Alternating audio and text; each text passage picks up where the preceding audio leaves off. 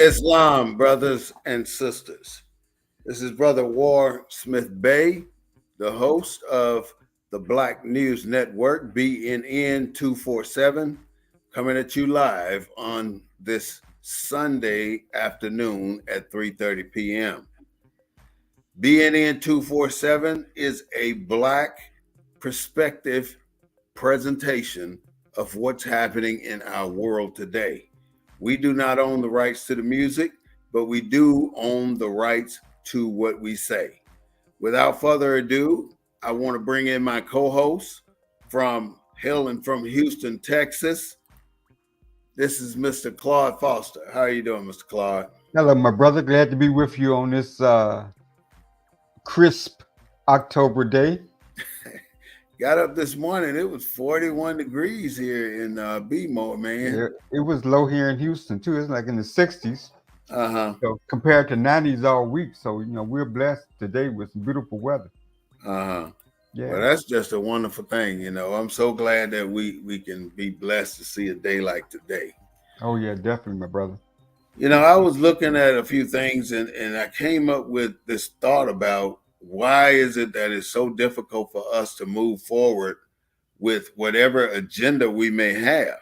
And my deduction was that every step of the way, in other words, if you're building up in a corporate America, there's a tier system. Yeah. And every step you're going to encounter somebody for some reason, for something.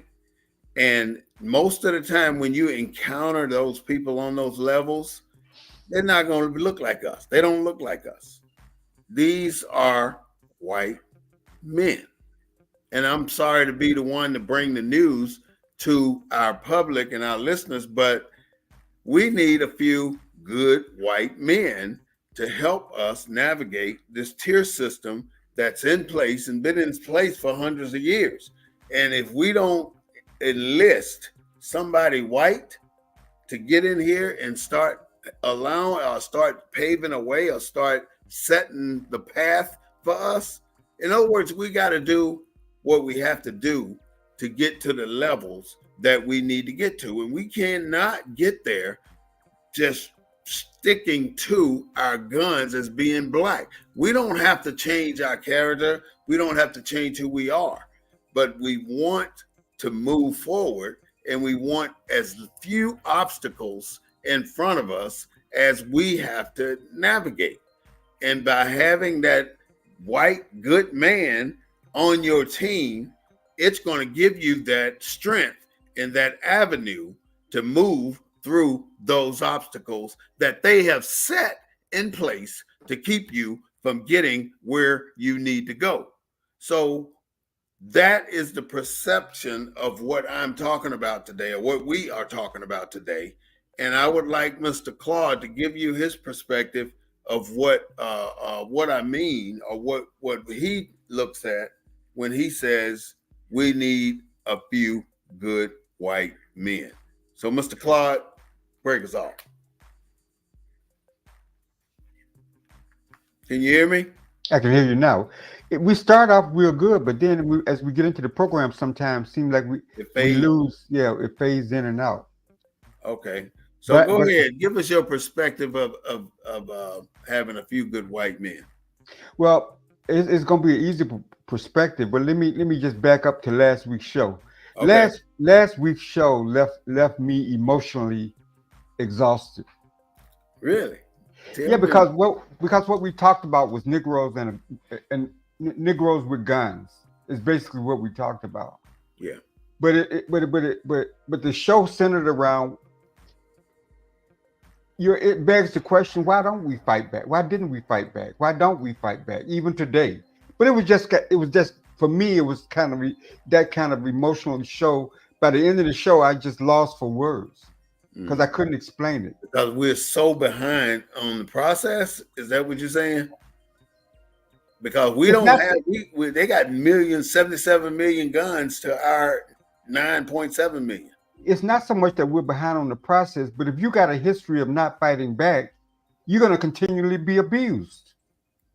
Yeah. And we don't have a history of fighting back universally in this Mhm. country. You're perceived as weak.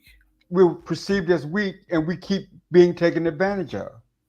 Now, and so that's what left me at that point of saying, where do we go? I mean, what has happened in our history that changes that? Hmm. And but to answer your question about the legal thing, who Hmm. wrote the Constitution? White men. White men. Who made the court decisions? White men. White men. Who made the statutes that we live by? White White men. men. Who takes executive action for the most part? White men. White men. Who controls the regulations? White men. So who best to represent black folks when it comes to addressing every aspect of our lives? White men. That answers your question. That's just an eloquent and beautiful analogy of what we talking about today, boy. That was beautiful. That I was mean, beautiful. I mean, I'm not saying that like you're Warsmith Bay, right? Mm, You know everything in your universe, right? So you could right, you could figure it out, right? right. So you're the lawyer in your family, so to speak, Mm, because regardless of the situation, you're the head of that household. You're gonna figure it out. right. That's my job. Yeah. And so the head of the Constitution, the head of the Supreme Court, the head of the all these different institutions that we have to go to if we want to get anything done. If we got to start a business, if we got to whatever, we didn't create them.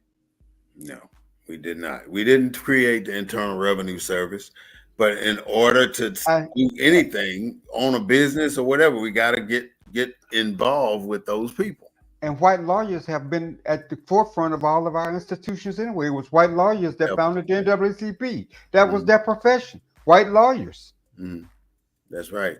I'm kind of scared though, because with this just little bit of information we brought up already, it says that we are not going to. We got to have a good white man somewhere in our chain in order to break down that barrier. Otherwise, Well, we ain't going nowhere. well, Because a lot of us want to stand and say, "I'm black. I can do this all by my damn self," but it just ain't gonna happen. well, it's like this, right? When we look at the politics that we're in today, right? And you Mm, say, okay, I can understand why the black political class or the black middle class kind of gears toward the Republican Party, right? Hard mm, work, mm, education, all this kind of stuff, right? mm.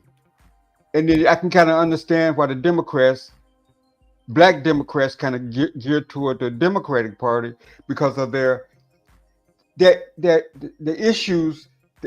This government knows best. This kind of socialist. We're gonna provide you this. We're gonna provide you with food. We're gonna provide you with everything that you need. Right? The government can do it. Right? Mm.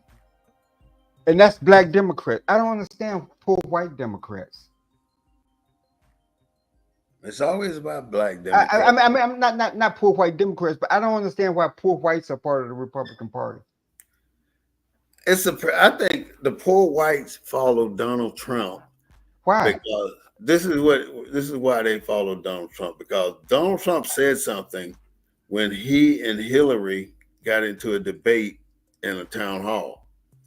And what he said was he paid $12 in taxes.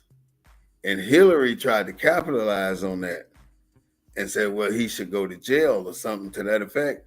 And his response was, I'm smart. I said, if you want to fix what I'm paying for taxes, fix the tax system. You can't But do a, shit with what but I'm what doing. but what does a poor white have in common with that analysis you just gave? It's all about the perception. It's the same thing with what's your favorite football team? What's your favorite baseball team? Favorite basketball team? It's the feeling you have inside based on how you feel about that team. You know, it revolves around food, revolves around athletics, revolves around music, revolves around movies, revolves around everything. You got a favorite something. And poor white people are partial to Donald Trump. It ain't the Republican Party, it's Donald Trump. Okay, so These people are favorite to him, not to the party, to him. okay, And he can be whatever the hell he want to be, but these poor white folks will be on his team. okay. And he's just catering to them, because what he's saying is borderline racist rhetoric. Because he said, "Well, I'm gonna kick all these immigrants out," and basically he's saying, "I'm gonna kick all these niggas out." That's what he's trying. He hinting Well, at shit like well, that. I didn't want to get too much into politics, but we start voting tomorrow, right? Yeah, And yeah. I was just wondering. I mean, I know Obama's theme was hope, right? Keep hope alive. Like this, right? Hillary's theme was breaking the glass ceiling, right? What is We can Kamala's? do it? Somebody What is we can do it. yeah? What is Hillary? What is Kamala's theme? She doesn't have one. Yes, she does. Every president I has haven't one. heard a theme from her. If you're in the audience and you know the theme, send a text. Tell us what it is. Yeah, I yeah. don't Tell know. us what it is. Because But I getting can back, do it. but But getting yeah, back to getting back to the lawyer. mm. There are 46 million or so black folks. How many do we have enough black folks there for every black person to have a lawyer? Enough Eh, black people where? Enough black lawyers, because most of the black lawyers are probably going to be in the urban areas, right? Yeah. What about the What about what? Okay, you got a little bit froze, Claude. You got a lot of things open on your computer, because a lot of times if you got all these programs open, it'll freeze you out. But anyways, I don't know Kamala's theme, but I do know that her message ain't much different than any other politician. You know, I don't want to focus on Donald Trump and Kamala Harris, because they both are not, they're different. They're not any different. They're the same group of people, because no matter what happened in this election, after all this shit we do, fighting for this one or fighting for that one, at the end of the day, Kamala Harris and Donald Trump will be sitting over there at the Hilton or the Trump Motel or the Trump restaurant having dinner together, because they do this together. They stand up apart, they fight each other on national television, but they get behind the screens of, damn, Kamala, you did a damn good job today. And she said, well, you did too, DT, your damn lying ass. You know, shit like that. This is what they do. right? And we don't see that part of the camaraderie they have. They're the same people on the same team, working for the same purpose, no matter how you look at it. Well, if you look back at what we just talked about, the Constitution, the courts, it's the same. I mean, they represent the same interests, right? I mean, that's what I'm saying too. I mean, they're like lawyers interpreting what all that different stuff means or how does it apply. Donald Trump had about 25 lawyers on his team. Oh, probably more than that. But when it comes to white lawyers, I mean, like I say, for me, it's an easy answer. I mean, you want somebody if you got in a situation, you would get a white lawyer before you got a black one. What was that? I mean, you want a lawyer that's got contacts, right? You want a lawyer that knows that system inside and out, right? I mean, we got a lot of Black lawyers know how to do that too now. You yeah, but do what they? you saying? They have one edge up on the white lawyers have an edge up on the black lawyers, even though they may have the exact same knowledge base. Right. The edge up is that white lawyer is going to face a white judge. I'd say 90% of the time he's going to face a white judge, Well, and white to well, white to black.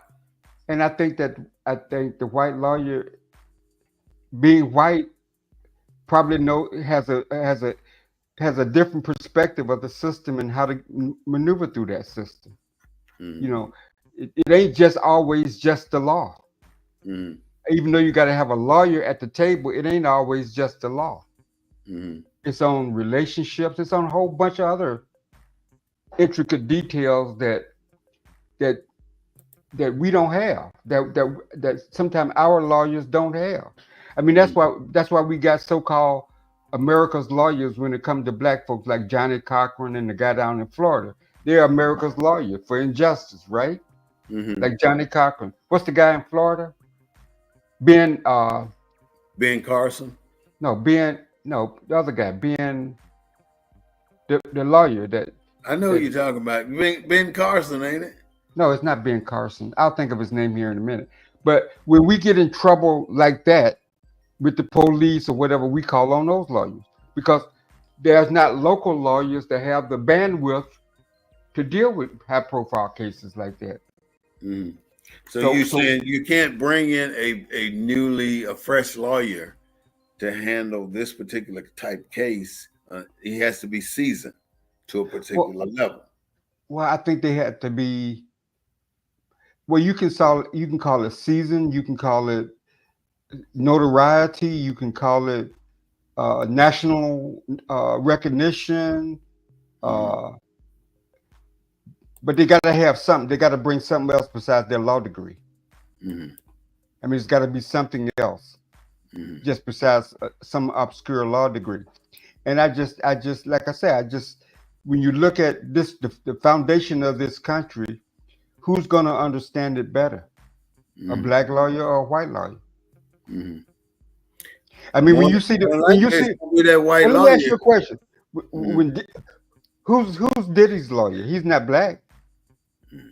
You know, I had to hire a lawyer, and I hired a black lawyer, right? Two black Mhm. lawyers, and to me, I'm sorry to say it, but I really think I would have done a lot better if I had hired white lawyers for these cases.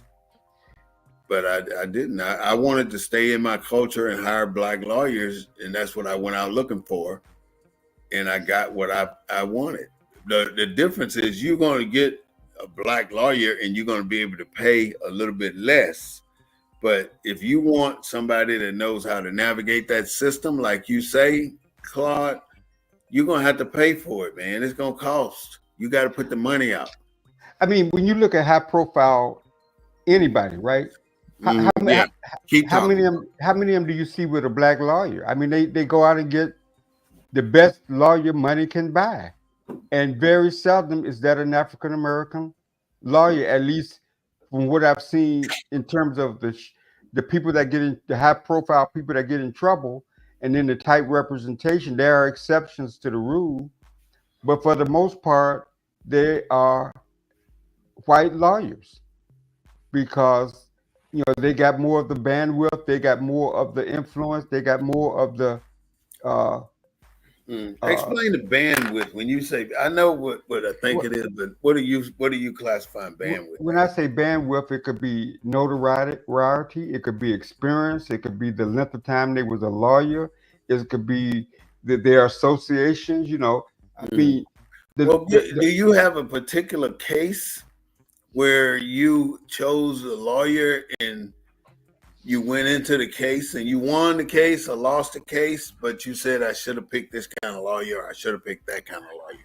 well, the only case I've ever been involved in was a divorce, and it was a white lawyer because I wanted to make sure I came, I I, you know what? I had a treated, white lawyer too, but you know, I think I got screwed in the oh, this, process. A lady, oh, Yeah, had I had a white female lawyer, but I came me out. too. Why do we Okay, go get a white female lawyer for a divorce, man? I don't know, man. I don't know. I don't know. I got recommended to this lady, and I ain't ashamed to tell you, is her name was Jeannie Wright. She's still a lawyer, but she I know SCHRED I screwed. know Jeannie right down there in San Antonio. You know her? I know her. Yeah. That heifer can bite my.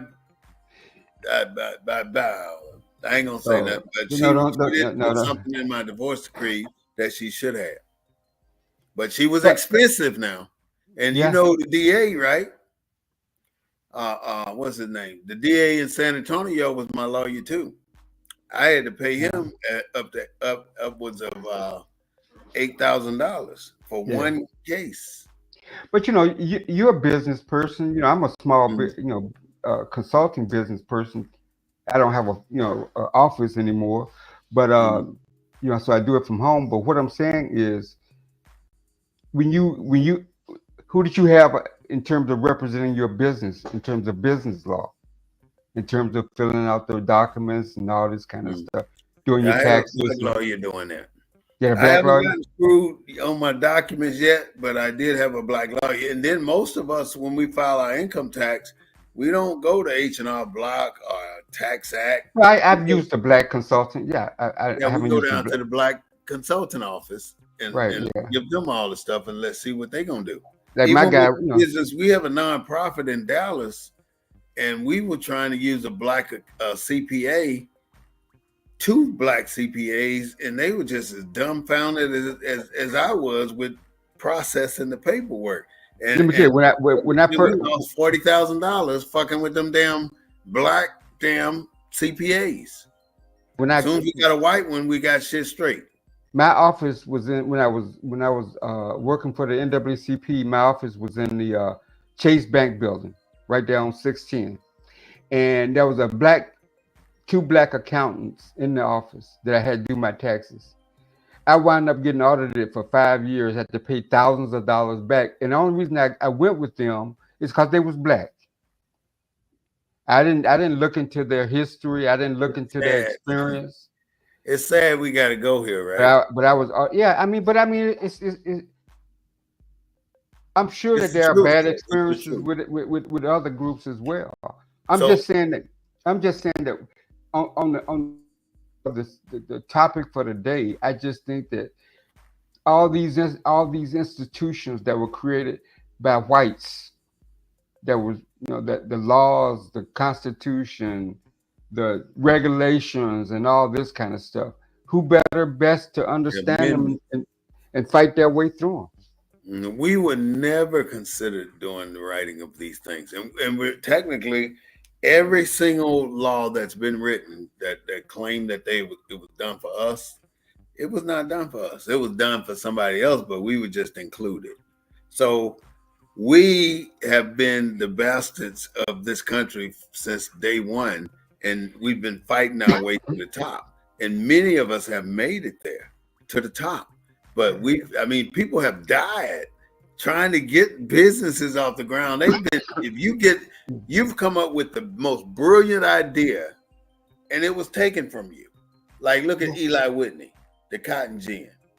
He didn't Look get at the patent on that. right. Even the Wright brothers, they were not the first ones to fly. It was a black man with Yeah, Mr. Stephen Williams, I think that's his name. But he he created an airplane. He flew his airplane, put it on the train to bring it to the trade fair, and the train lost the damn airplane. How the F you lose an airplane on a train? right. I And, mean, and that's when the Wright brothers flew their plane, and they're known from time on out that they were the first ones to do flight and technically it was a black man. So yeah. every single thing that has to be done, let's talk about the process. Let's say you had to bring in that white dude, right? Hmm. You got to be smart enough to know. Let's say if I wanted a contract in this rural city that was 98% white, and I got the business that could do what they needed for that city. But Hmm. if I go in there as a black man, they're gonna kick my shit to the curb just because I'm black. So I need to empower a white person and train them or teach them what I want them to do and do exactly what I want them to do and send them in to that city and get that contract and bring it back to me so I can sign it. Right. And then once I get the contract, I go to work. And this is another case. I opened a bar in San Antonio, and I've had white people come up to me and say, "Is this a black bar?" What kind of shit is that?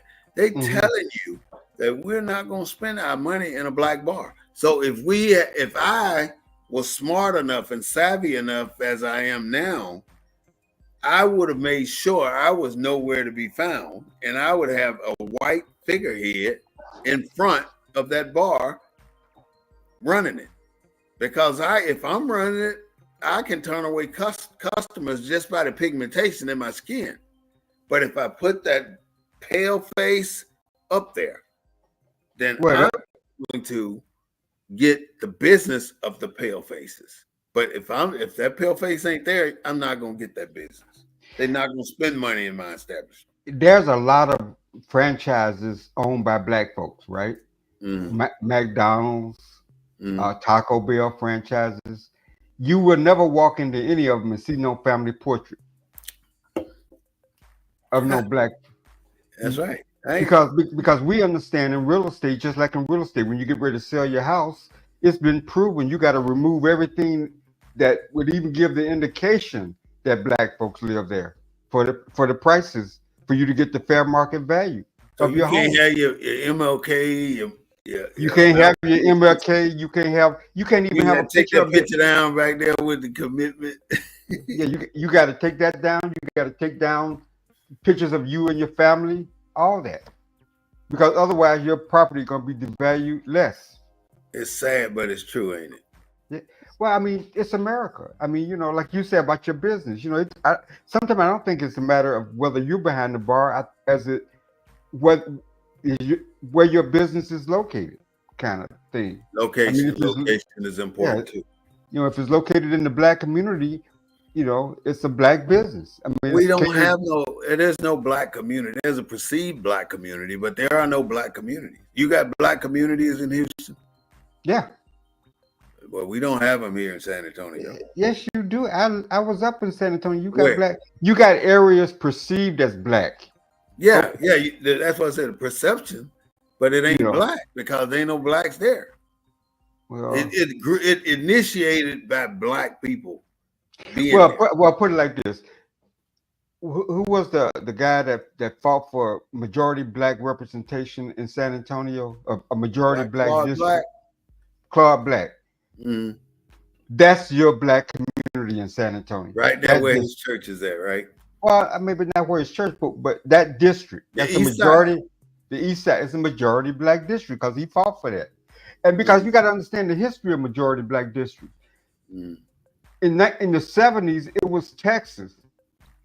The white people in Texas filed a lawsuit for single-member districts because white rural areas had more representation in the legislature. Well, nothing just the way the law is configured, nothing stops right there. They didn't just everybody just didn't look at that and say, okay, we just gonna have majority single-member districts. Mm. So what happens next? Black folks say we want majority black districts. So some lawyer went and argued for majority black districts, right? Mm. And then the Supreme Court said, well, you can't have majority black districts. They're majority minority districts. So some lawyer went and argued for majority minority districts, what we have today. So to that designation, you're right. There's no majority black district in San Antonio. There's no majority black district in Houston. They're majority minority districts. But the people that, because of the way everything is structured, up until recently, you've had basically a black person representing that district in the legislature and city council, and then even in county commissioner, a certain area is viewed as majority minority, even in San Antonio. District 4 or Precinct 4, whatever it is, Commissioner's Court 4 is viewed as a minority. When they say minority in San Antonio, it's different than when they say minority in Houston. No, it's the same thing. It's just you got Why is more. that? No, you got you. We got You just Mexicans. It's yeah, when we talking black, it ain't black. It's Mexican. That's minority yeah, too, though. right. But what I'm saying, your majority minority district, if it's other than white, is minority. And even though Hispanics are not a racial group, under the law, they benefit from that, from being in that category, if you will. Whereas in Houston, you got Asians, you got Hispanics, you got blacks, you got more It's diversity a in that whole minority, lot. right? It's a melting pot.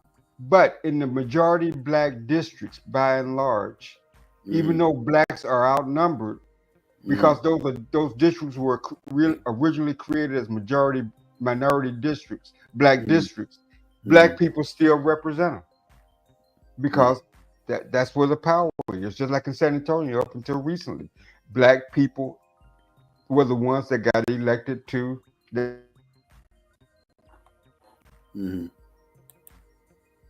Black people got elected to what? Okay, you froze up a little bit. I'm thinking about how we have to manipulate this system in order to maneuver through it. But in order to do that, I wanted to tell you some of the breakdowns I found when it came to who is who in America. We're basically a nation of immigrants, and all the immigrants are borderline white or white. And that's it. That is the issue. We have white Britons, we have white English, we have Irish, Scottish, Welsh, Germans, white Hispanics. I mean, we got Italians, Polish, French, Canadians, Arabs, Lebanese, Egyptians, Norwegians, Russians, Dutch, Swedish, Portuguese, Greek, and on and on and on. All these people classify themselves as white in this country. And the last group was what's that country Russia's attacking? Ukraine. Ukraine. That's the last group. Ukrainians are here too now. Over 200,000 got taken from Ukraine and brought here and set up. I don't think we're counting them, but go ahead. Yeah, but all of them are white. Right. Ukraine is I don't know. Did you ever see any black people in Ukraine? Well, there are black people over there, and I know they discriminate against them. There are Ethiopians over there, or other American black. Us. I don't know. I don't think they. I don't think Africans everywhere. I don't think that they would differentiate between an American black and an African black. I think they will. But I'm going to tell you why I say that, because of one simple thing. And that one simple thing is nationality. I always go back to this. That African got nationality. That American black does not. So that African can do things that American can't. Now, the American got the perception of clout, but sometimes they have it and sometimes they don't. And because they have the perception of clout, they get access to many things that they go to get access to. But in reality, they're not respected more than that African. Well, but I think you could look at Israel, right? If an American black goes to Israel, they have rights. I mean, they're treated just like the Israelis in terms of coming and going and what have you. But the Palestinians who look just like the black man don't, right? They getting towed up, yeah. So it's nationality. It's not. You are an American, right? So it's your nationality, not your race. You don't have a nationality. Yes, you do. Your nationality is American. Your nationality. They got you hoodwinked, Clyde. I mean, I can explain it and explain it, but I hear what you're saying in theory. What you're saying is true, but what I'm saying in reality, when you take your black self from America and you go to England, you are distinguished from the Africans that are in England based on your nationality, not your race. But you have to have one, Claude. How do you get a nationality, though? Tell me Whose that. passport do you go over there on? The USA. But tell me, Okay, you go over there on a wait. corporation. So wait, the USA gives you a passport. Yeah. You have to fit a certain category to get a passport, right? Yeah. You have to be a naturalized an American citizen to get an American passport. Right? You said it, but you skipped it. Right? I mean, I hear what you're saying. I'm just saying that when you go abroad, you're not recognized. It's your nationality that's recognized. You're an American. Yeah, America is recognized. No, you are an American. Recognized. No, your country is recognized. And I can tell you why. I laid it out several times. When you pull out your passport, what does it got on there? Your passport. Asiatic white. Why are you laughing, man? It is. I'm an Asiatic white. What are you? Okay. What are you? I just got U.S. citizen on mine. Oh, so you don't classify with a color or well, don't put the color on the passport. You have to classify with a. No, you don't, not on my passport. I'm Asiatic, but you got your You don't have your passport with. I got my passport. Did you? Okay, did you have? Oh, you had to have your passport to go to D.C. No, I have to have a passport to travel to Mexico or any place like that. But what does your passport say on there? Give me a second. I'm gonna tell you. On the front, it says U.S. passport, right? Yeah. It's got a blue cover, right? It says U.S. passport. I hope the police ain't after me, because if I gotta look this hard to find it, I'm in trouble. Yeah, you're in trouble. They don't give black folks that much time to look for nothing. Yeah, I'd be locked up very quick. All right, so this is my passport. Okay, that's not okay. Yeah, you can get a pocket passport. What does it say on there? Let's see if I can get it in there. Can you expand it? Okay, I can't see. I can't make it. Just go ahead and read to me what's on there. Okay, it says United States of America passport card, nationality, USA. Right, that's what I told you. That's your nationality. When you go abroad, that's your nationality. I have a nationality. But how did I get the nationality is the question. All I'm saying, brother, is when you go to what separates you in Britain from that African is that card that that's your nationality. United States citizen. But everybody, only way you get that card is if you take the oath of amnesty. If you go and apply for a passport, before you can get that passport, you take an oath. You take that oath if you haven't taken it already as a military person, or it's a renewal passport. But an initial passport, if you don't take that oath, you are not a USA citizen. And that's what I'm trying to say. Everybody that don't go take that oath are not citizens. That oath makes you the citizen, and without it, you're not. It's a simple thing that a loophole that America put on people that we don't know about. No, that's not true, because when I got my passport renewed, I just sit in and I go down, take the passport photos. You're a military man. You're a military man. What did you do when you enlisted? Same thing. My daughter didn't have to go nowhere and take no oath. Huh? We applied for my daughter's passport, my wife's passport. She's not military. And she got it in the mail. Passport, she took that oath. She had to go to the post office, right? No, she had to go to the post office to get the picture and get the form. That's when they take the oath. You get sworn in right there. I don't remember. That's what the post office do. I don't remember. That's why they send you to the post office. Otherwise, they can send you to the 7-Eleven. That's just one of the places you can go. Agency to get you sworn in, and the person that swears you in has the authority to make you a citizen. You can't just make a person a citizen. You have to have the authority. America has so many citizenized people here that is unbelievable. And if you never took an oath you are not a citizen. It's simple. And you can read the Constitution, you can read the Emancipation Proclamation, you can read all these documents, the 14th Amendment. Yeah, I feel you. I feel you. You are a military man and you got a military family, and they took the oath when they went to the post office. Ask your daughter. I guarantee you she took that oath. My daughter didn't have to take no oath. I took her down there. She didn't have to take no All oath. right. Okay. So she never went in a room where they take the photo No, and had to stand there on the mark and say anything. no, She never did. she didn't have to say. She took the photo. You can So go.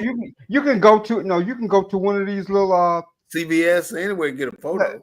the FedEx stores or anywhere and get the photo made. The But passport you still gotta photo. go to the You can post send it. office. No, you can send all that in. You don't have to go to the post office. You still got to go to the post office. You cannot do a passport without going to the post office. That's not true, brother.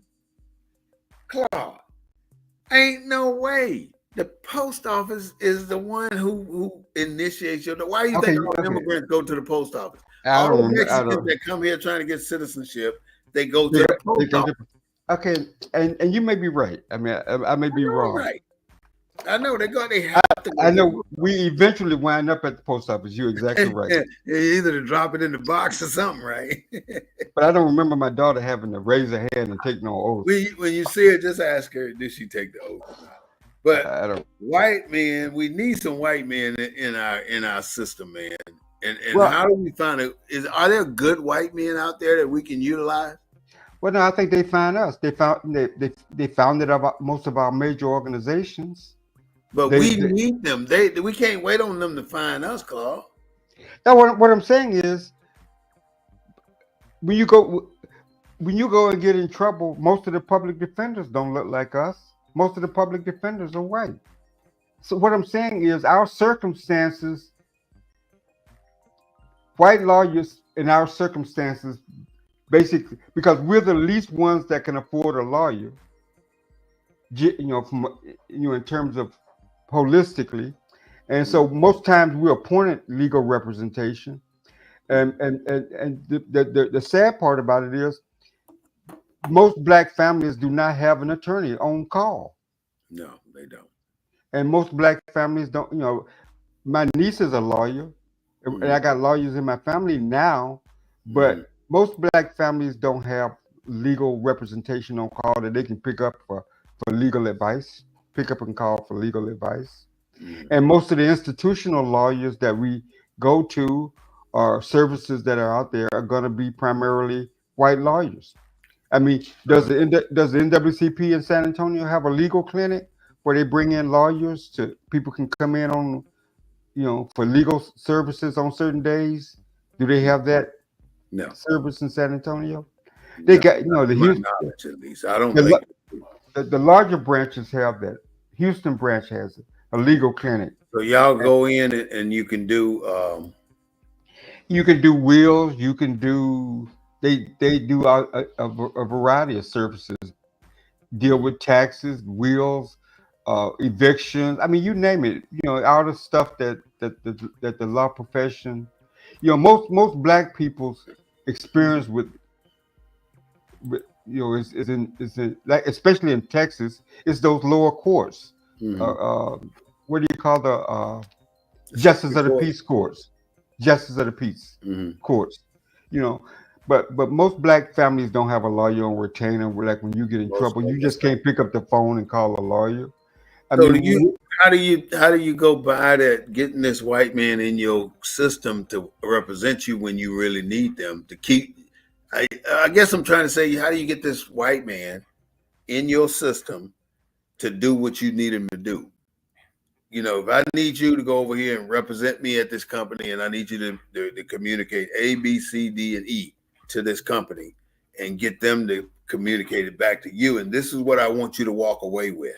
How do you get them to that point? You have to hire them. What do you find them at? Do you find them on the college campuses? Do you find them in the local job, in the newspaper, or in LinkedIn? Or where do you go get these good white men? Is it possible to even go get good white men? Or are there any good white men out there that we can use? I mean, lawyers.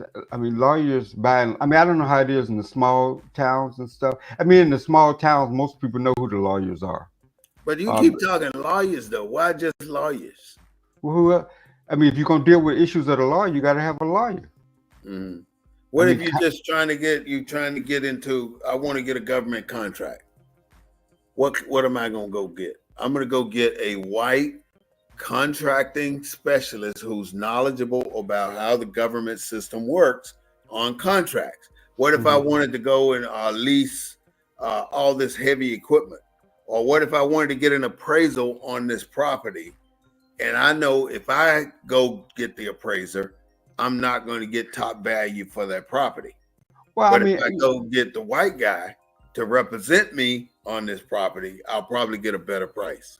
well, I don't know whether it's got to be always white. I'm saying if you're in a large city or a large town like San Antonio or Houston or Dallas or Fort Worth or Mhm. Austin, there's Mhm. probably plenty of black lawyers to be But I'm found. saying you're not going to get the true value What do you mean the of truth? what you if you got a black lawyer in a lawsuit, right? I think the tendency is to not give you the full benefit of the law just because you got a black lawyer. But Well, if you got, huh? if there's racism and there's racism and Yes, it prejudice is. in every aspect of our lives. So it Bam! doesn't matter. It doesn't matter about the profession.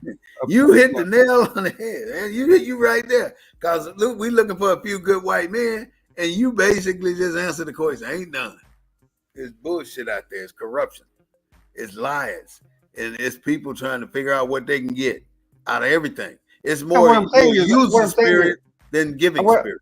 no, what I'm saying, if you're a black defendant and you got a black lawyer, you think the legal profession of black lawyers don't experience prejudice and bias because All the of who time. they are? Yeah.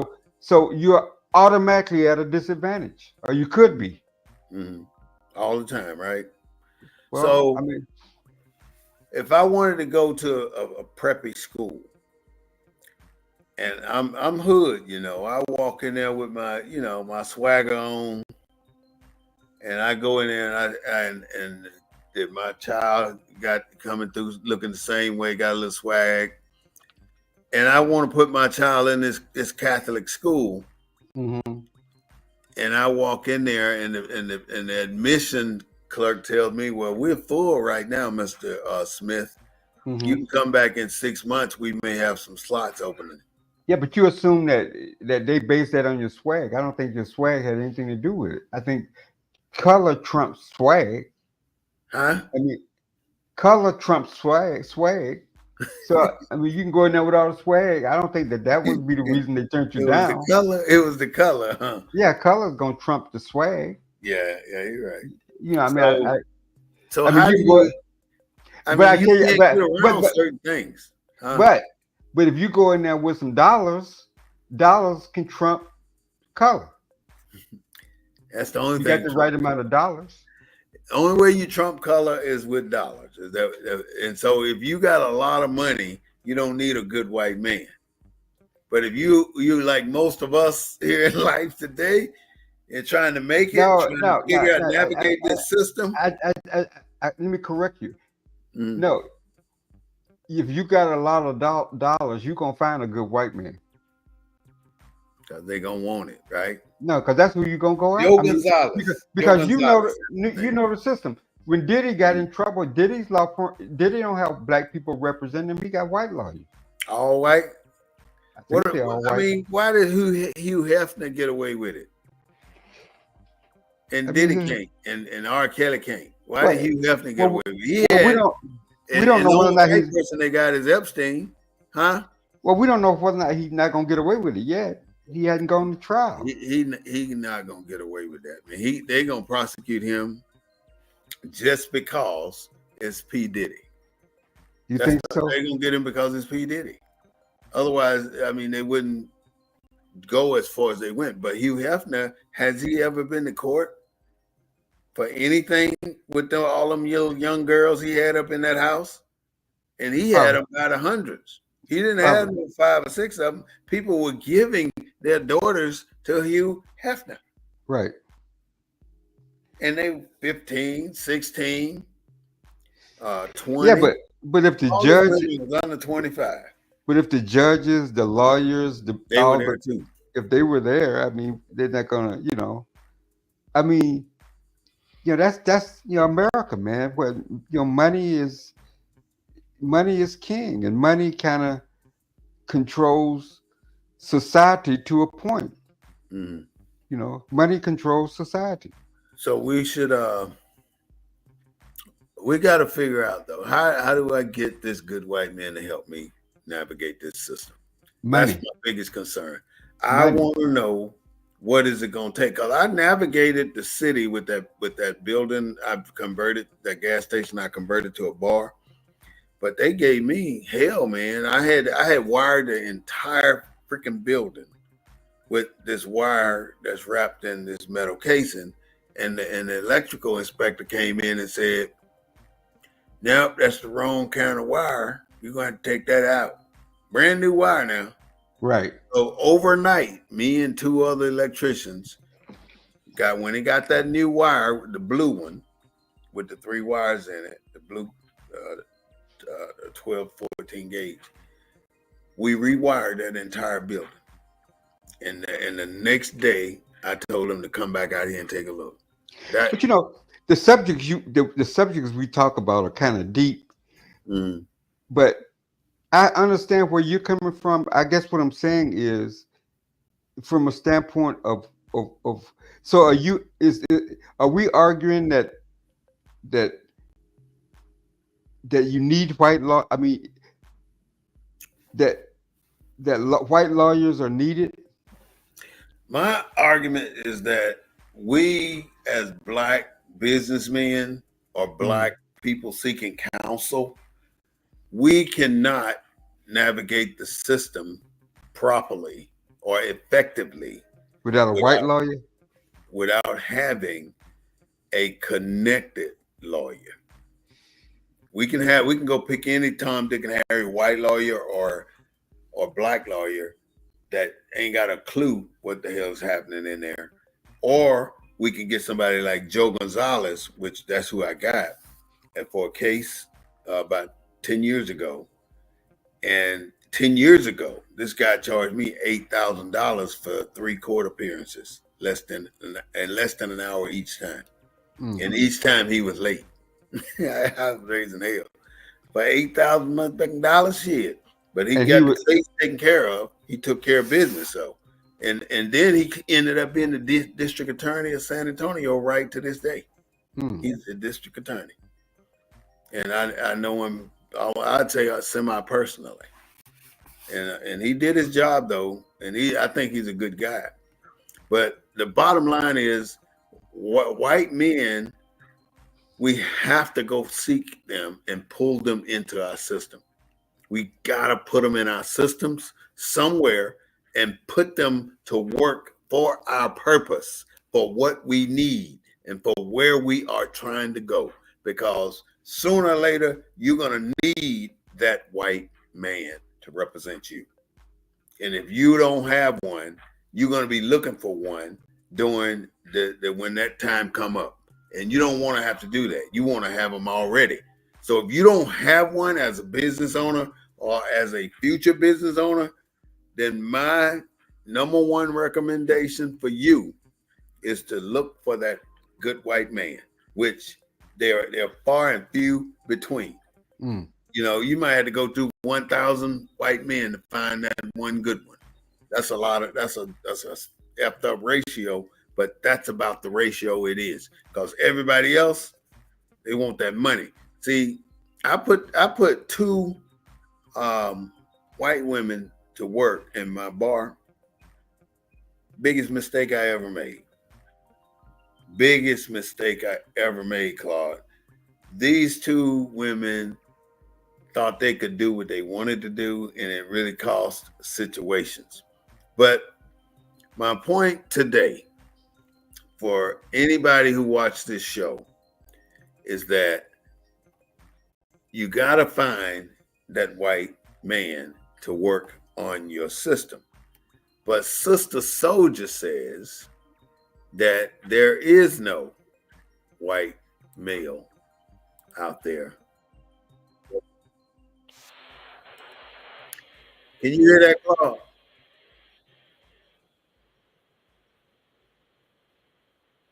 Do you hear that? I had to make sure you hear this, Claude. Claude, were you able to hear her talking? Some of it. You Let me kind put of. it back on it and let me know if you can hear this.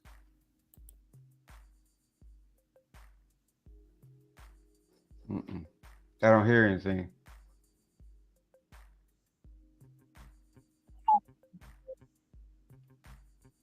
I heard a couple of beeps, but I didn't hear it.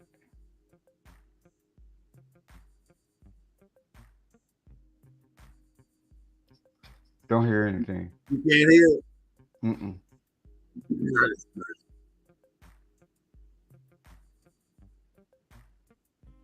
Basically, Sister Soldier's talking to Phil Donahue, Mm-hmm. and she's saying that if Cornel West is telling her that there are some good white men out there, and she said, well, who are they? Where are they? Why aren't they helping the black agenda if there are some good white men out there? And Cornel West said there's a few of them out there. And she said, well, that's where you and I are different. I don't settle for a few. I need at what I need. And I'm not looking for a few. I'm looking for as many as I need. Mm-hmm. So she really broke that down for him. If you haven't seen the clip on YouTube about Sister Soldier interview with Phil Donahue, you should very well watch that clip. How old is that clip? Phil Donahue been dead for a while. It's pretty old, but it's to me it's very informative. And there's another book, Claude, that came up to me yesterday, Uh-huh. and I wanted to see if you had this book. Give me a sec here. I'm gonna try to pull the book up because I want to know if you got this book that I found. And the book is called. It's by Lee Cummings. It's called Lee Cummings, The 13 Black Colonies. That's the name of the book. No, I don't have that one. It's The Negro Question. The 13th Black Colony? Yeah, the 13 Black colonies. And what's the thesis of the book? It talks about the origin, how we established the Constitution. We set all this up and they took it. So this is a white author. Lee Cummings is a white guy. And basically, the person that was telling me about this book was saying that I should get on his chat room or email list and communicate to him about this book he wrote once I get the book. I ordered the book already, and it'd be here tomorrow. The 13 Black Colonies? Yeah, by Lee Cummings. It's on Amazon too. And I did come up with one other thing I want you to be aware of. And I'm no longer an activist of civil rights. I am a blacktivist. You're a blacktivist. Yeah, how you like my new word? I like that, blacktivist. Yep. I'm no longer an activist. I'm a blacktivist. I don't see. I typed in the 13 Black Colonies. Put Lee Cummings in there. The name. Put his name in there. And I'm telling this to the viewers too. If you want to know who you are, this is the show to find out who you are, because everything we talk about here circles right back around to who you and I are, who we are. Because if we don't know who we are, we cannot bring our kids into a world and let them loose in a blind state. Is it the Negro Question Part 6? Yes, yes. The 13 Negro Black Question. Yes, that's it. It's Part 6. It's about the 13 colonies.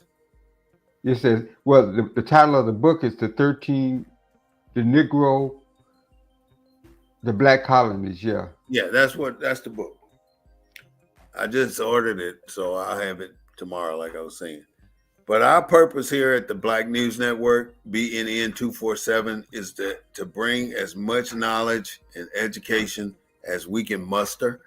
And I really do thank my co-host, Mr. Claude Foster, for being on here with me and engaging in the conversation the way we do, because it always is healthy and it's good and it's thought provoking. And that's exactly what we intend to do, to bring up every aspect of what our conversation is about. And we segued from guns in black men hand and white men hand into the good white men.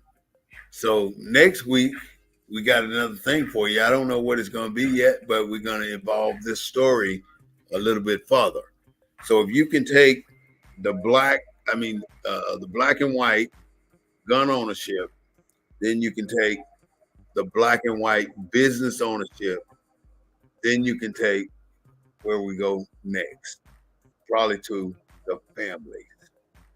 And I've always wanted to do a show about interracial families.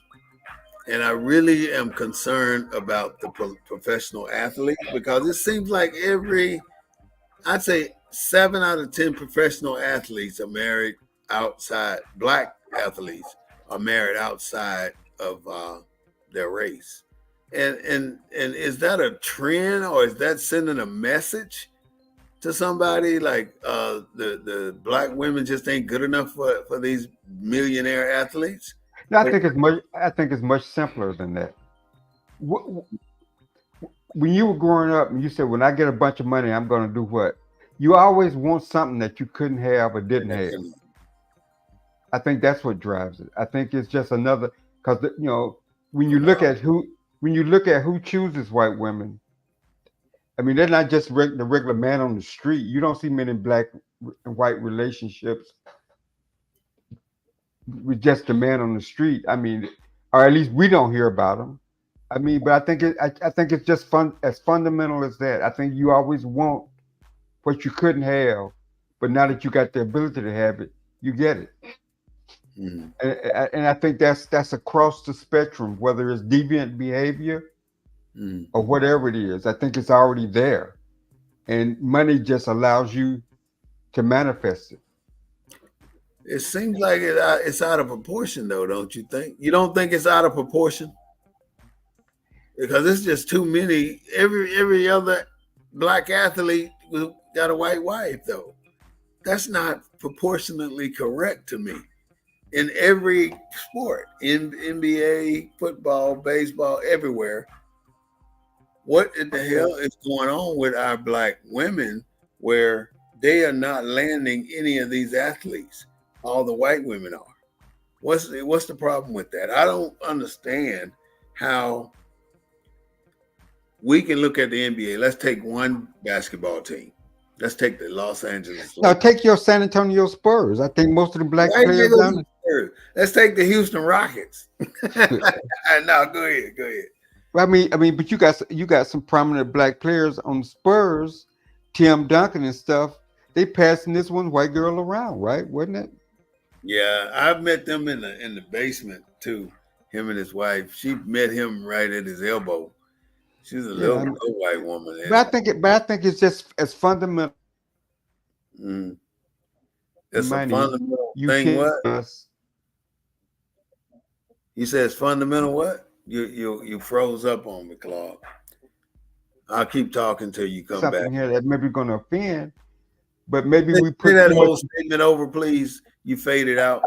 Well, I think money allows us to get what we thought that what we couldn't have. I don't think all these relationships are because of love. I think money allows you to do. It's bigger than that, though. Look, why is Ketanji Jackson? She's got a white husband, right? Why does Kamala Harris, which allegedly says she's black, why does she have a white husband? Why does Clarence Thomas have a white wife? So those are three prominent individuals in our society. They belong to us. They're real black. Well, two of them are real black folks. Why do we not have our sisters represented at that level? You know, you think that Clarence Thomas would have still got nominated if he was married to a black woman? Do you think Ketanji Jackson would have been appointed if she was married to a black man? Do you think Kamala Harris would be running for president if she had a black husband? How would that husband be perceived in America right now with Donald Trump being the opponent? Because he's talking about him already. He's talking about it, people, families, and stuff. He just Donald Trump. Yeah. So that's why I say it's bigger than that, and it needs exploring. Because if you look at the top people that's in top positions in America, the top black folks, whether man or woman, when they get to the 6 to 7 figure incomes, they're not married to somebody their own color. They're married to somebody. Well, there's exceptions. Denzel Washington's been married to a black woman. I mean, so there are exceptions to the rule. Mm. But I understand what you say. What you're saying. Some of the more prominent ones, and the ones that are married to the white ones tend to get more publicity than the ones that are just married to someone within their own race.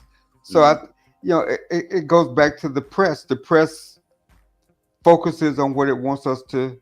The liberal press focuses on what it wants us to know. I mean, we're not really in control of what we see and what we hear. You know, I mean, there's a liberal press machine out there that kind of drives everything that we talk about, everything that we hear about, everything that we see. Mm. And so what let's go ahead and get ready to close out. Can you bring us up to date on any news articles that you may have ran across this week, and give me add them to your closing statement, and let's get ready to break. Well, one of the more interesting things I found out, I didn't know, I know Trump gave a huge amount of money to historically black colleges and universities, right? Mm. And I didn't know that, like 16 of the most prominent historically black colleges and universities were founded by Republican white men. So maybe that's why he gave all that money to historically black colleges and universities. Maybe somebody made him aware of the fact that that's who founded them. And so he felt an obligation to the Howards, the Morehouses, the Spelmans, all founded by white Republicans. So maybe that's why he gave the money. I found that kind of interesting. You don't hear the press make that connection. Right. Right. So I thought that was quite interesting. Mm-hmm. And the subject of the day was quite interesting about where the value is, how valuable whiteness is in America. I mean, so whether it's lawyers, whether it's teachers, whether it's whatever the profession, white people tend to be paid more, and white women get paid more than black men doing the same type of business. So I mean, it's their country, and we don't really hear the truth. I was telling both readers, everybody should read this book by Tanisha Coates, The Message, because it is a message for Black America. And if you probably went to the library there in San Antonio, you probably couldn't even get it. It's probably a waiting list like it is here in Houston at the public library. I just got notified by a friend of mine that it was 107 people on the wait list. For that book? For this book. You know who Tanisha Coates is, right? No, I don't. The New York Times article author. But the big controversy, he visited South Carolina, he visited Africa, and he visited Israel. And he talks about the responsibility that Black journalists have to tell the truth. and it's a really controversy right now, not because of the South Carolina aspect of it and what he experienced going back to Africa, because you know what white people think of us as Black Americans, What? and so he went back to Africa to his roots to see whether or not any of the prejudices that Black people have toward us in America is true. And he talks about that experience. Same thing in South Carolina. But what's been getting a lot of the publicity was his views on South Africa and how Israel treats the Palestinians. And what he saw there was just basic racism.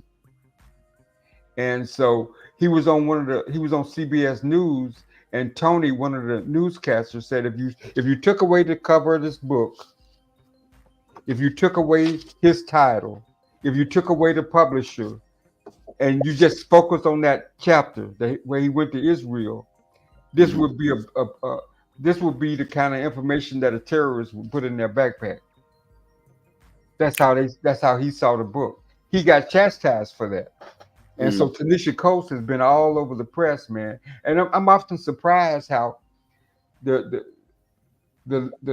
so-called the kind of ironic things that we should be reading, the liberal press does not put it out there. Like MS, and that shows me how much we watch three networks: CNN, MSNBC, and CBS. Yeah. And they tell us what they want us to hear and see. Yeah. But every now and then there comes something along that's so powerful and so big that they can't hide it. And so I've been telling all my friends to get a copy of this. It's not an expensive book. To get a copy of this, and you really understand racism and the construct and what Israel, because his point is no democracy has ever become a democracy out of free will. They've used force. But that don't mean you got to treat your citizens as second-class citizens. Once you get in, once you get it established. And what Israel has is a second-class. They claim you got to read the book. I mean, he's a lot more articulate in arguing his position than I ever would. But if you don't read nothing between now and next week, get this. Get that book, right? Get that and read it. So that's what I've been reading. I've also been following up with this book, Negroes with Guns. Tell me about it. What's up with that one? Well, this is just about the history, the Black tradition of arms by African Americans that tradition is never told to us. The tradition that's told of us is that we are just this humble slave. We didn't fight for our rights and stuff like that. And that's just not true. Because if more Black people knew this history, I think a lot of the atrocities that happened to us probably wouldn't have happened. So, and then there's another book by Robert F. Williams called Negroes with Guns. And Robert Williams, I know about him because he was the NAACP president in Monroe, North Carolina. He's a soldier like us. He's an ex-military guy. And he came back to Monroe, North Carolina, and basically created an NAACP branch of people that fought back in that community. And he had to escape America to go to and live out his life in Cuba because he was on America's Most Wanted list, and he never. Now, what's his name again? Robert N. Williams. Look at him. Okay, Robert F. Williams. Robert F. Williams. I'm sorry. And but this story needs to be told. I wish we could get maybe one of his family members or a family member on our show, because these are the kind of stories that we need to tell. These are the kind of stories that the liberal press would never tell you about, that you won't see on C-SPAN. So, that's beautiful, that Claude. I mean, that's beautiful. We gotta get in these books. That's where the knowledge is. We got to, man, because us have been kept from us. And this portrait of us that America has created is a false portrait. And so the good thing about it, man, is unlike when you and I were born, Mm, social media and programs and the ability to do stuff like this is mm. making this more, making more people aware. More accessible and more Because aware. they'll hear something, they'll see something, or you'll throw up about a book or something that you need to go out and read, and that's the first time they will have heard about it. Mm. So social media is kind of bridging that gap between what the press keeps from us and what we need to, what we need I to have hear. a question for you. Yeah. I developed a system so every day I get some reading in, and every day I work on myself. And Right. it may be for 10 minutes or 30 minutes or an hour or 2 hours, who knows, whatever the time permits. But I make it a point, I'm going to do this every day. Either when I Right. get up in the morning, I'm going to pick up a book, read something, if it ain't nothing but a paragraph, Right. and I'm going to go do something productive. Right. And or I'm gonna do it late at night, right before I go to bed. I'm gonna pick up a book, do my reading, and then go to bed. Read till I get sleepy, then go to bed. So Right.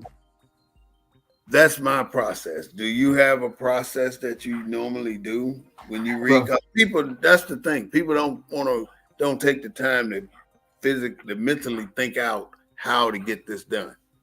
what I do, I pretty much like you. I read when my eyes are fresh, so I tend to read early in the morning. Uh, have a cup of coffee or something, and pick up a book early in the morning. I have to get up early to take my daughter to school, so I'll grab a book. You're fresh, your mind is fresh, and so it's your mind is kind of open to absorbing a lot of new information because it's not tired. So I tend to Mm-hmm. do it in the morning because Mm-hmm. reading just, I mean, it empowers you, and it starts, you start to think critically. So when you hear, I talk to people all the time, and their argument for everything that they say is something they heard on MSNBC On TV, right? or Yeah. some on CNN. What did They you ha- read? What they book did have you no look at? other. They have no other. They have gathered no other information from no other source other than what they was. That's a mental slavery, man.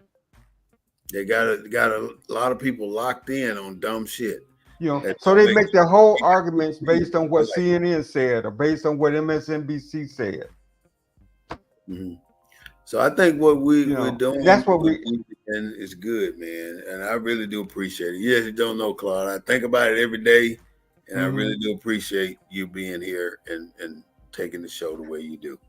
Well, we just gotta, we like I said, people. I got a call from my niece because I had sent out. She said they listened to the show and Mm-hmm. they really enjoyed it. And they one of them's in North Carolina, one of them's in Virginia. So it's Wow. getting out there, Mm-hmm. The and they views, both I have, can see the views going up, man. We're yeah. getting a lot of views now.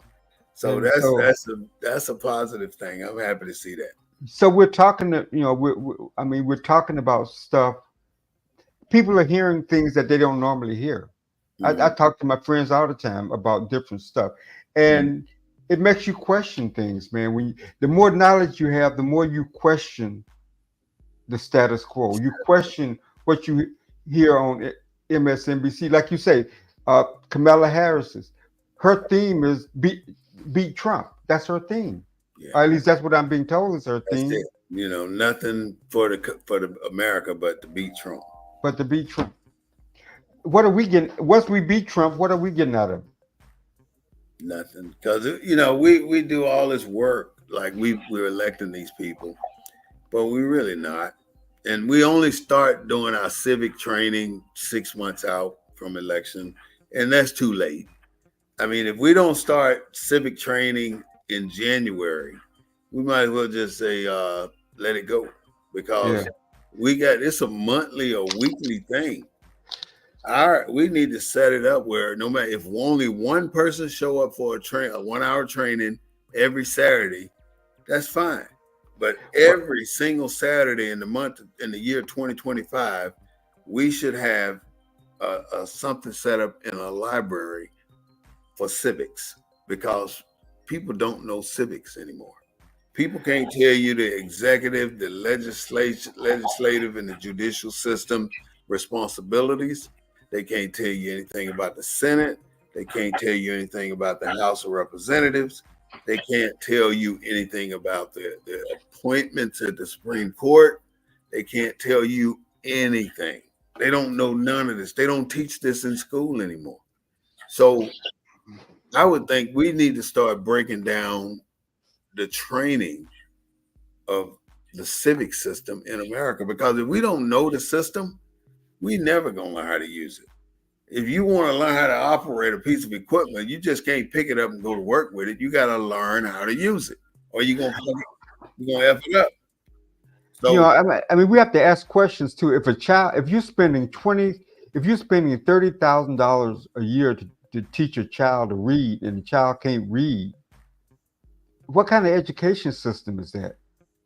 See, we have to start challenging the facts in front of us, man, and start demanding something different, and not just go with what we're told. I mean, my wife's an educator, so I support unions. I was in education there for a while from a different perspective, but we have to ask tough questions. I mean, otherwise 20, 30, 40, 50 years from now, we're going to be, I'm sure we're talking about the same stuff that they talked about back in the 60s and 70s. We're talking about now. Yeah. I figured out, I'm thinking this is what I would like us to do our next week's show on. And that is food. I mean, the cost of food, a particular food. Like let's go to Popeye's Chicken, and you remember that craving for that one chicken sandwich came out. Break that sandwich down and see what drove people to go fight for that damn sandwich. Then I want to take the chicken sandwich from Chick-fil-A and break it down, and then see why people are always lined up outside of Chick-fil-A trying to get a damn chicken sandwich. And I want to go to McDonald's and break down the Big Mac, the fries. Where does shit come from? Where the potato come from? What do they put in the potato? And how the damn fries taste so damn good? I love some McDonald's French fries, but I very rarely. I probably ate them one time this year, and I didn't eat that many at that. So, but I love some. But now you're getting into the whole thing of the food industry and the drug industry, and like menthols. Why are black people predisposed to menthol cigarettes? Ooh, that was some good damn Newports. I smoked Newports 100 years ago. Because that was our target. They targeted that to us, though. Right. They targeted the black community. They came in gave away free samples and sponsored rap and all these kind of shows. That's why we were, and you got black folks hooked on menthol cigarettes to this day.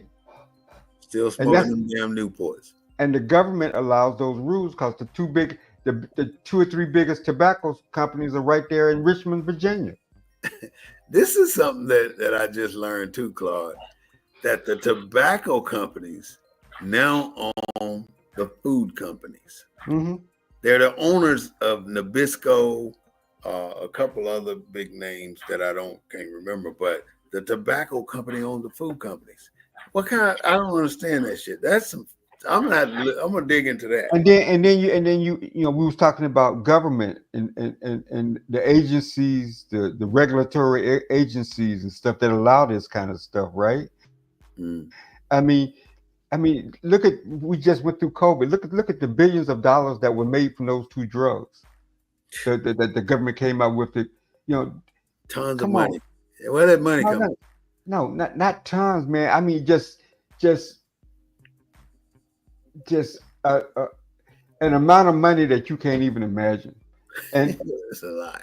Yeah. I mean, so what I'm saying is, look at the PPP loans, man. They gave these big corporations millions of dollars and forgave it all. And just wrote it off. And now they were wrong for that. And then they hired all these IRS agents to go after the little guys that got the money, the $20,000, the The 80,000, 50,000, 80, they the said 80,000, 80. 80,000 Who you people. think they're going after? They're going after the people, the small business owners that got those Can't afford loans. lawyers. Yeah, You don't want that, nobody that can fight. that lied that they had 10 employees and they didn't have none, or lied that There's a lot of created. people here because I know people got 200, 300,000 and Yeah, ain't even got no damn business. right. That's who that's who they're looking for. That's who Yeah, they're going after. That's why they needed 80,000 new agents. They're trying to recoup all that money from the wrong end, from the bottom from, up. from the bottom up. And so, I mean, there's a lot. There's a lot to talk about. There's a Mhm. lot of truth to be told, and I think that's what BNN 247 is trying to do.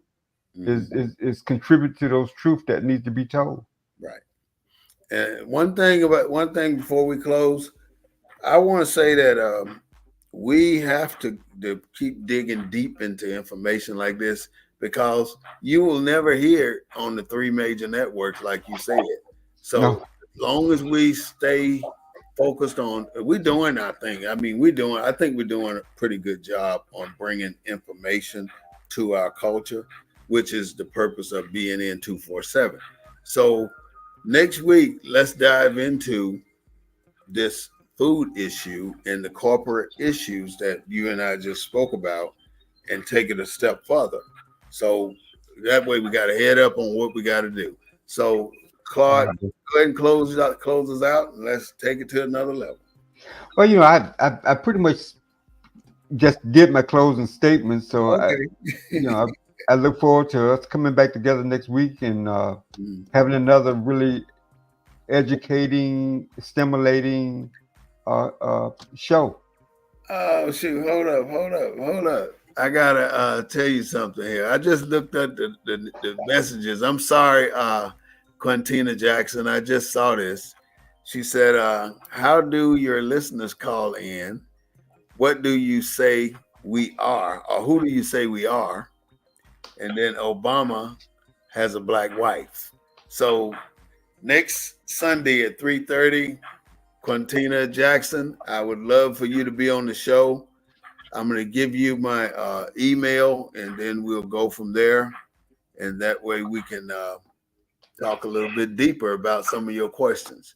So I'll send that in the comments. But Well, just for transparency, that's my little niece, Quintina Jackson. huh? That's my niece, Quintina Jackson. That's your niece. Yeah, Well, you give her the information then. I'll make sure she gets the information. Okay, that We, is we your niece, so that's all yeah, right, Claude. She asking all kind of questions. yeah. Yeah, But Obama does have a black wife. That's a beautiful thing. All right, yes, so we hope to bring her on then. We think she want to be on the show. oh yeah, she's a very bright young lady. So yeah, All we right, want so to bring her and other young people like her on board on the show to get that perspective. all right, Uh, so I'll because send that's you the that's link. who we're kind of targeting. All Yeah, we'll get them on right, the show next week. all right. So with that, thank you everyone for enjoying the Black News Network. See you later, Claude. All right. We're gonna get up out of here and go do some other things. So thank you so much for being a member and for listening to us bring you the message today. So have a great day today and a better day tomorrow.